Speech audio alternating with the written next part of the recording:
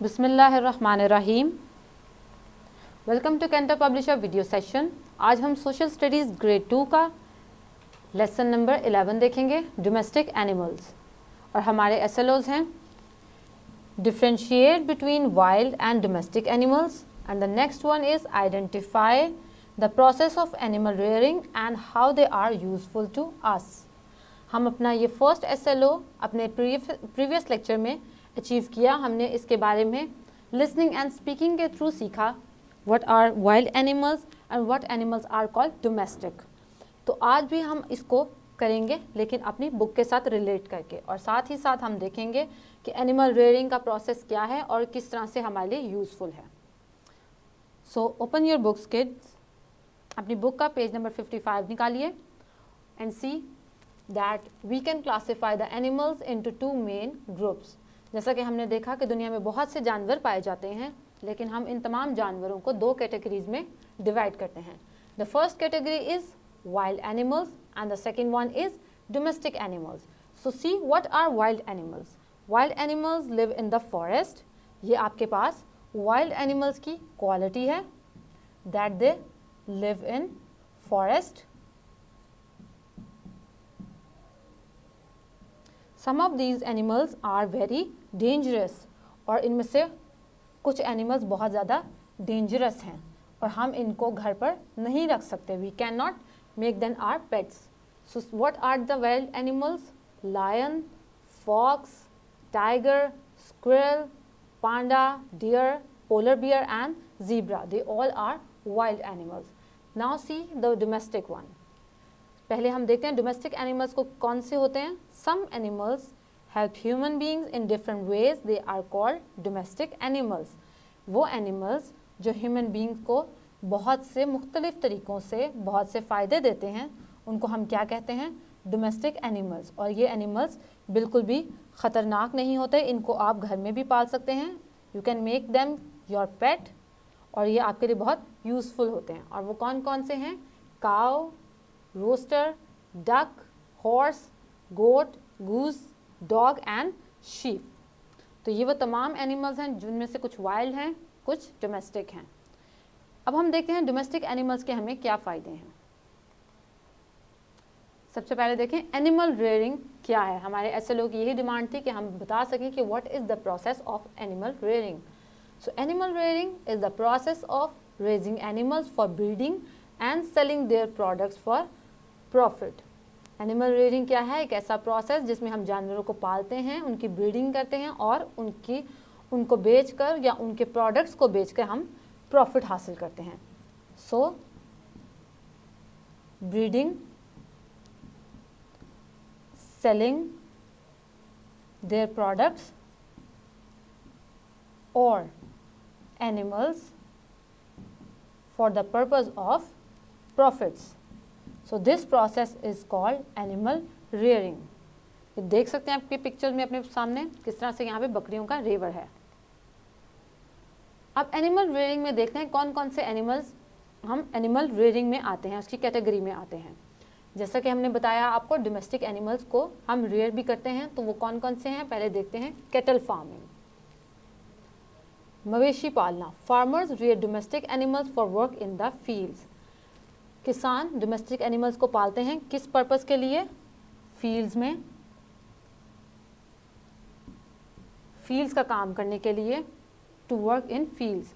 These animals provide the milk, meat, और ये हमें क्या देते हैं? फील्ड्स में किस तरह का काम कर सकते हैं? जिस तरह से आप कह सकते हैं प्लोइंग के काम के लिए, हल जोतने के लिए गाय का, बैल का इस्तेमाल होता है। उसके अलावा इनके क्या हमारे पास फ़ायदे हैं? They provide us with milk and meat. हमें इनसे दूध भी हासिल होता है और गोश्त भी।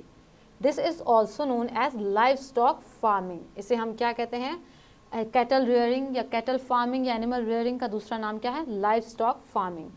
Cause, buffaloes, sheep and goats are reared on the cattle farms. और कैटल फार्म्स पे कौन कौन से जानवरों को पाला जाता है? These are cows, buffaloes, sheep and goats. So these are the animals which are reared which are included in cattle farming.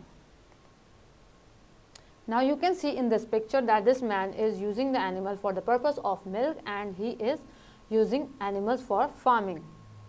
Cows and buffaloes give us milk and meat. गाय और भैंस हमें क्या देती हैं? दूध और गोश्त.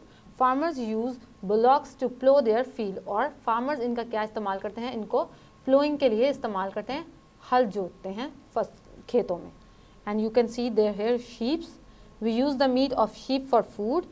And the fur of the sheep is also made into wool. अब यहाँ पे आप देखें sheep के हमारे पास क्या दो फायदे हैं. हम sheep से क्या हासिल करते हैं? मीट और wool. आप अगर sheep को देखें so you can see how much fluffy is it. इसका जो फर है, इसके फर को इस्तेमाल किया जाता है, इसकी स्किन को इस्तेमाल किया जाता है वूल बनाने के लिए, और वूल हम विंटर में इस्तेमाल करते हैं. और इन्हीं चीज़ों से जो मीट हमें मिलता है, जो मिल्क हमें मिलता है, उससे हम क्या प्रोडक्ट्स बनाते हैं? Milk of these animals is use to make many other food products. सिर्फ दूध को पीने के लिए इस्तेमाल नहीं किया जाता, बल्कि उसके मुख्तलिफ प्रोडक्ट्स बनाए जाते हैं, like cheese, yogurt, butter, ice cream and cream. ये आपके सामने चीज़ है, ये योगर्ट है, ये बटर है और ये आइसक्रीम. ये तमाम चीज़ें किससे बनी हैं? तमाम चीज़ें दूध की मदद से बनी हैं. जिस तरह से हम गाय को खेतों में इस्तेमाल करते हैं हल जोतने के लिए, खेती बाड़ी करने के लिए, इसी तरह से हम लोग शीप का स्किन यूज़ करते हैं, उसका मीट खाने के लिए यूज़ करते हैं, स्किन उसका फर बनाने के लिए यूज़ करते हैं. इसी तरह से जो हमें दूध मिलता है गाय और भैंसों से, उसको हम किस तरह इस्तेमाल करते हैं? चीज़ बनाने के लिए, योगर्ट, बटर और ice cream. Dairy products are healthy and good for bones and teeth. और ये प्रोडक्ट्स मिल्क के साथ साथ ये बाकी तमाम प्रोडक्ट्स भी आपकी सेहत के लिए आपकी अच्छे हैं और आपकी हड्डियों को और दांतों को मजबूत बनाते हैं. सो दैट्स ऑल फॉर नाउ. हम सिर्फ आज कैटल फार्मिंग को ही फोकस किया हमने, तो अब आज इसी से रिलेटेड आप होमवर्क देखें. नेक्स्ट फार्मिंग की हम नेक्स्ट एनिमल रेयरिंग हम अपने नेक्स्ट लेक्चर में देखेंगे. So see the homework from your text book. Guess who am I. आपने यहाँ पे बताना है, इस स्टेटमेंट को पढ़ना है और आइडेंटिफाई करके हमें बताना है कि ये स्टेटमेंट किसके बारे में है. तो आज के लेक्चर से रिलेटेड जो स्टेटमेंट्स आज के लेक्चर के साथ सूटेबल हैं, आज के लेक्चर के बारे में आपको बताती हैं कि जो आपने सीखा वो इनमें से किस किस स्टेटमेंट के साथ फिट है, तो उसके सामने आप आंसर लिखें और बाकी को नेक्स्ट लेक्चर के लिए आप ब्लैंक छोड़ दें. The next homework is again from your text book. Answer the given questions. अब इनमें से क्वेश्चंस देखते हैं आज के कौन कौन से सब्जेक्ट टॉपिक के साथ रिलेटेड थे. Question number 1, what is animal rearing, आपने पढ़ा, and what are its benefits. जो आज के लेक्चर में आपने बेनिफिट सीखे सिर्फ वो लिखें. Which animals are kept in cattle farm, हमने कैटल फार्म के बारे में पढ़ा था आज, तो आप यहाँ पे कैटल फार्म्स के बारे में बताएंगे कौन से एनिमल्स कैटल फार्मिंग के लिए इस्तेमाल होते हैं. इस सवाल को आप अभी छोड़ दें, 4 को आप इसी तरह से छोड़ दें. And where do the wild animals live, wild animals के बारे में भी हमने पढ़ा, तो आप हमें बताएं कि वाइल्ड एनिमल्स कहाँ पाए जाते हैं. क्वेश्चन नंबर 4 को भी साथ ही देखें. In what ways are dairy products good for health, dairy products किस तरह से हमारी सेहत के लिए अच्छे साबित होते हैं. तो आप क्वेश्चन नंबर 1, 2, 4 और 5 को आज ही फिल करें. इसके बाद अपनी वर्कबुक खोलें और वर्कबुक के आप क्वेश्चन नंबर 3 देखें. अपने इसी लेसन का स्किल है आपके पास analysis. Question number 3 is suppose your father brings a hen और a goat for you as pet, how will it be useful for you. फर्ज करें आपके वालिद आपके लिए कोई hen या फिर कोई गोट, इन दोनों में से कोई भी एक आपके लिए कोई जानवर लाए हैं पेट के तौर पे. अब आपने बताना हमें ये है लिखकर कि ये पेट आपके लिए किस तरह से फ़ायदेमंद साबित होगा. यहाँ पे हम आपके लिए एक एक्स्ट्रा होमवर्क हमने आपके लिए डिज़ाइन किया है. And what it is, ask your parents to buy you sticker of animals. अपने पेरेंट्स को कहें कि आपको एनिमल्स के स्टिकर्स दें. And take your scrap book और notebook and make 2 columns on it named as wild animals and domestic animals. आपके पास स्क्रैप बुक है, और अगर स्क्रैप बुक नहीं है तो आप अपनी नोटबुक लें और उसमें 2 कॉलम्स इस तरह से डिज़ाइन करें. एक पे आप वाइल्ड एनिमल्स लिखें, एक पे आप डोमेस्टिक एनिमल्स लिखें. और आपने क्या करना है इसको लिखने के बाद, paste the stickers in their respective column. अब वो जो स्टिकर आपने ख़रीदे हैं उनमें से जो वाइल्ड एनिमल्स वाले स्टिकर हैं, वाइल्ड हैं, उनको यहाँ पेस्ट करें, और जो डोमेस्टिक हैं उनको यहाँ पेस्ट करें. So that's all for now. Thank you so much. अल्लाह हाफिज़. See you in the next lecture, inshallah.